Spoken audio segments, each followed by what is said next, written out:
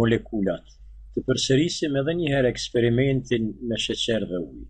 Pra në qovë se një pjesë sheqeri pa marrë parasysh është sheqer kokër, i mësuar apo sheqer pluhur, në qovë se e hedhim në gotë me ujë, atëherë thamë se sheqeri do të shkrihet, do të tretet dhe për një moment nuk do të shihen më grimcat e sheqerit në ujë. Por se ekziston sheqeri në ujë, e vërtetojmë në qovë se e shijojmë ujin që do të na vije i ëmbël. Por çka ka ndodhur me grimcat e sheqerit? Grimcat e sheqerit janë imtësuar edhe më shumë sa që ato nuk shihen me sy.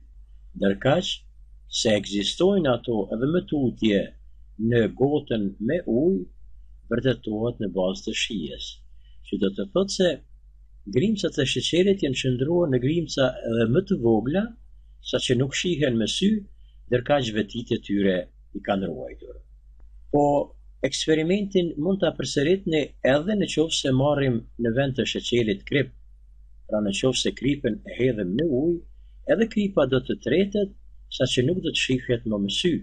Dhe për ta vërtetuar se ekziston kripa në ujë, në qoftë se shijojmë, do të na vije e njelmet. Një gjë të tillë mund ta përgatitni edhe me anë të ufullës, e cila është e thartë dhe kur të hedhet në ujë, ajo ujit do të jep një shije të thartë. Po cilat janë ato grimca aq të vogla sa që nuk shihen me sy, ndërkaq që ruajnë vetit e tyre? Grimcat shumë të vogla të çdo lënde që ruajnë vetit e saj janë molekulat e asaj lënde. Pra, grimcat shumë të imta të cilat nuk shihen me sy, por që ruajnë vetit e lëndës, janë molekulat e asaj lënde.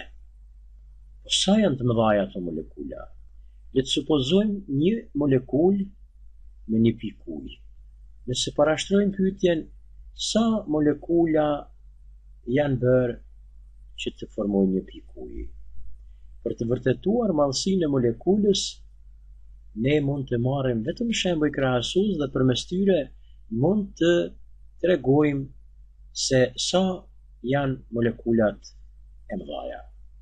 Le të supozojmë shembullin një molekul ndaj pike ujë është krahasimi sikur të themi një mollë me tokën. Pra, krahasimin e mollës me tokën. Sa molla nevojiten të bëjmë bashkë që të bëjmë një mollë të madhe sa toka. Aq molekula janë bërë bashkë që të formojnë vetëm një pikë ujë. Po sa molekulat janë në gotën me ujë, e sa molekulat janë në një shishe me ujë, në deti, oqeane, e kështu me radhë, është një numër që nuk mund as ta paramendojmë. Një shembull tjetër krahasues mund të marrim se sa molekula gjenden në 1 centimetër kub ujë. Le të supozojmë se këtu kemi 1 centimetër kub ujë dhe dëshirojmë të bëjmë një krahasim sa molekula mund të gjenden në 1 centimetër kub ujë. Përgjigjja do të ishte në 1 centimetër kub ujë ka rreth 100 miliard herë më shumë molekula se sa që ka njerëz në tërë rrezullin toksor. Të gjitha molekulat e një lënde janë të njëjta në mesveti. Pra të gjitha molekulat e ujit janë të njëjta në mesveti. Por molekulat e sheqerit janë të ndryshme me molekulat e ujit. Molekulat e kripës janë po ashtu të ndryshme me molekulat e sheqerit dhe të ndryshme me molekulat e ujit. Molekulat e sheqerit në mesveti janë të njëjta, por janë të ndryshme me molekulat e ujit. Kjo na sjell deri te përfundimi se molekulat e lëndëve të ndryshme kanë forma dhe dimensione të ndryshme.